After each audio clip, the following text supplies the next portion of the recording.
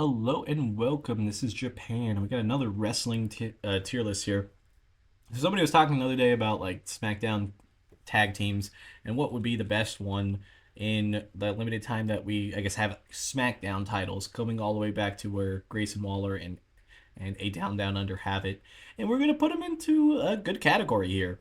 We're going to basically put it on, like most things, keep the categories even so that all of them have the same amount or as close to possible as the same amount.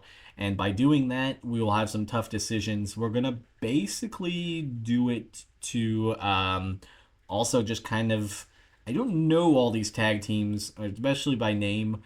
Some of the time before I watched wrestling or got back into wrestling. So I might not know everybody in this tag team. I'm just going to base it off of maybe what I have seen of them and know of them in general. So there might be a tag team that I might be a little bit harsher on because I don't really know. I apologize. I just wanted to do this because, seeing where you get these titles and where they went to afterwards, we got a little bit of hindsight. So, yeah, let's just jump in it. Heath Slater and Rhino. I thought that was a pretty decent combo. I've seen a couple of their matches.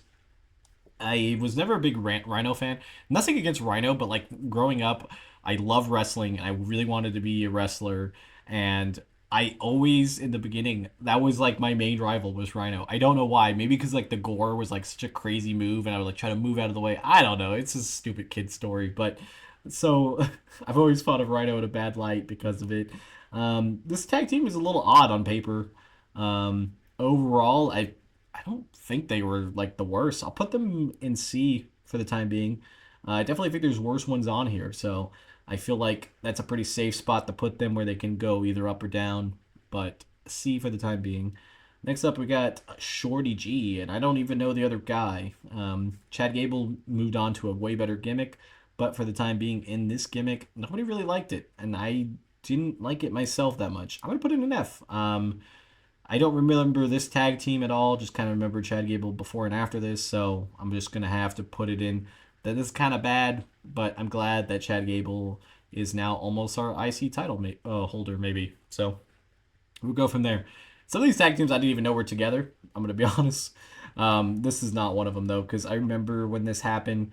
It was an interesting tag team. Not gonna lie. I think Randy Orton's had some really interesting tag teams over the fame, like RK Bro, even with him and Kevin Owens now, him and Bray Wyatt. I think we're pretty solid. I overall, as a tag team, I don't, they were just superstars, kind of a super tag team. So it's kind of hard to say where you put them all together, but that's where I'm going to put them. We got the Usos. They've had these tag teams for quite a long time, in and out, different times. Eventually unified them. So overall, you can't put the Usos not in S tier. They're one of the best tag teams and first ballot Hall of Famers on their own. And I think Jay, with what he's doing solo, will probably eventually get him maybe even a Hall of Fame nod by himself. I don't know if he'd be in it twice, but just that he will be acknowledged for what he's did. You got the New Day. It's the New Day. Is this just when it was Big E and Kofi? New Day's great tag team, one of the best of all times. Gonna put him in S. I'm not really saying these runs because like I don't remember all of the runs. It's just I guess these tag teams. I don't know. This is kind of a loosey goosey list, so I apologize because yeah. We got what did they were the Bludgeon Brothers, the former Wyatt family. They were definitely brutal. Never really quite liked the tag team. I'll put it C. I mean, they were big guys just beating up people. Can't go wrong with that. Next up, we have Cesaro and Sheamus as the Bar. I never liked them as a tag team. I liked them as all these solo guys. It kind of felt like it was just kind of a backseat thing for them. Unfortunately, I think like overall, I think like their tag team was good and they're both great competitors, but it just wasn't it for me. I'll put it in B because I mean, honestly, still they're just great competitors and they had good chemistry together. It's just not a tag team I personally enjoyed, so I guess that knocks it off of points for being on the top. But I can't deny that they both had great solo careers. Sheamus before that, and I think Cesaro's in a really good spot in AEW right now, at least sometimes. Like I feel like he gets kind of forgotten about for being so talented. Shane McMahon and The Miz. I remember seeing when they broke up. but not really much of the tag team together. Shane McMahon had some great high flying spots in his career, but he's definitely the definition of a Nebo baby. The Miz has been in better tag teams. I'm gonna put him in. Do I want to put him F or D? I'll put him in D, I guess. They have some ability, and their mic skills are a lot better. You got the Hardys. Obviously, the Hardys back in the day were better when they got the tag teams belts here. I don't think it was as great, but it was still the Hardys. So I'm gonna have to put them in S. They could possibly drop down to A with some other stuff because of like these ones are not the greatest, but it's hard to deny it. I'm gonna put them in A because the Hardys themselves are an S tier tag team, but during this time they weren't as great. But I don't know. I still have sympathy for them to be up there. Up next we have Daniel Bryan and is Eric Rowan, right?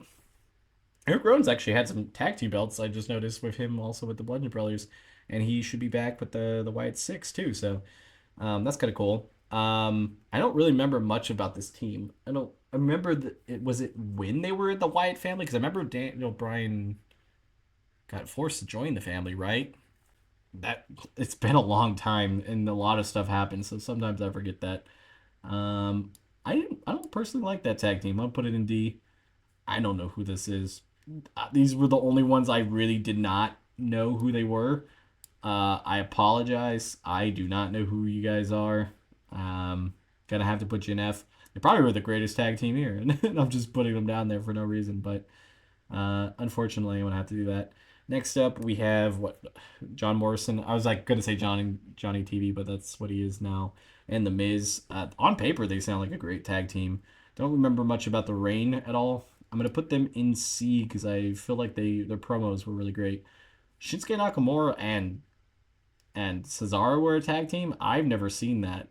Nakamura is always great. Cesaro's pretty good. I'm just gonna base it off of that to put them in B. I just don't really know. That's kind of bad, I guess, to a certain extent. I don't know them, but I remember their tag team run. But that tag team sounds like it'd be good on paper. Next up, we got the Street Profits. I think they're really good as a tag team. I feel like they really were hitting their stride with the Pride, but with Bobby Lashley out, kind of sucks. But during this time, I do remember them being pretty well over. I'm gonna put them in A. I think they could definitely have a case for S, at least in this SmackDown tag team thing. Next up, we got the Old Dogs. Why did I say New Dogs? I was like thinking New Day. I kind of like the tag team in general. I'm gonna put it in B. Um, they had a good vibe together. I don't know if they were handled perfectly, but we'll put it there. You got son and father with Dominic and Ray. It was definitely something to like elevate the tag titles to a certain extent, putting a Hall of Famer and his kid together. I'm gonna put it in A. I don't think it was really the greatest tag team or anything, but I think overall the idea of it was really good. Next up, we got Sami Zayn and Kevin Owens when they had the Universal titles. I did like that tag team quite a bit. I'm gonna put it in. Okay, I feel like I gotta move some stuff around. I'm gonna put it in A. I'm gonna drop down. I feel like I gotta drop down a little bit more than anything, cause put them down. We'll put them down. We'll drop back down both Cesaro teams. Okay, I think that's fine. Move the Hardys down to B. They were almost S tier. Next up, the Judgment Day. I feel the Judgment Day is a solid tag team. They didn't do much with these titles as much as they wanted to. They had them for a pretty decent time. Had them twice to be in particular, but I think overall, you know, they didn't need the tag team titles. They were just trying to save the Money in the Bank and all that. So we'll put them in A. Next up, we have one of my favorite tag teams. They didn't last long, but Cody Rhodes and Jey Uso. I gotta put them in S tier. Honestly, no, I'm actually gonna put them in A and then move Sammy and Kevin up there. I still really like the tag team. It just didn't last long enough. It was a good side quest for Cody Rhodes, and it made Jay at least now have one more tag team title than his brother, so that's kind of cool. Next up, we have A Town Down Under. They're still pretty young in their tag team reign, but I think we've seen most of what we're going to get from them. I'm going to put it in C. Not a bad run, but not anything good.